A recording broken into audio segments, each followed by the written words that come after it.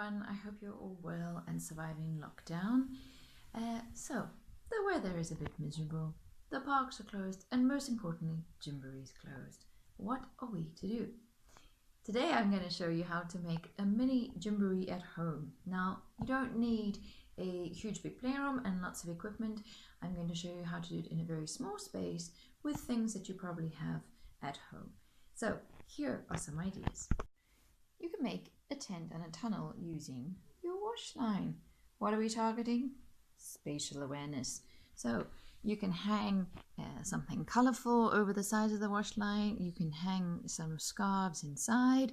You can put some simple things like pegs on the scarves, or if you have any hanging toys as well. Some toys on the floor to help us to motivate our little ones to go through. And off we go through the tunnel.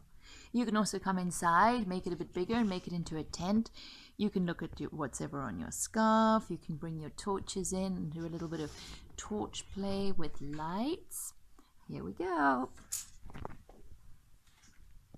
Next, you can take a cushion off of your sofa, place it on top of some other cushions on the floor, and make a ramp. We're going to target confidence, balance, and gross motor skills. Your little one can crawl or walk over the ramp, turn around, and climb down. Using some buckets, you can place them either both upside down so your little one can climb onto the buckets and climb off the buckets again, or you can have one upside down and one facing up to climb in the bucket and out the bucket as well. Next up, problem solving. If you have a shape sorter at home, you can put out some shapes and have your little one do their shape sorting. Remember, with any language, if you're wanting your child to pick up that language quickly, the more you speak, the better. So you can say the orange circle as they place the orange circle inside, the green cross as they place the green cross inside, etc. If you do not have a shape sorter, you can use something as simple as your washing line pegs again. If you have a drawer or something with a hole inside, taking your pegs, posting. Okay, a fun one that a lot of you enjoy at Gymboree. Next, a bit of fine motor skill practice. A simple bowl, some dried beans, picking up the beans, placing them in the bowl.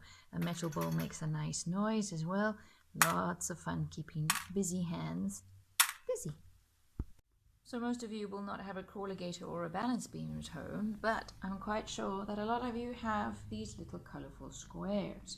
So in order to help with learning to follow directions and my favorite big word, proprioception, which is our body's ability to adapt to our surroundings, you can make a little balancing course, standing on the square, onto the orange hexagon, onto the purple square, pink circle, and yellow square, and off.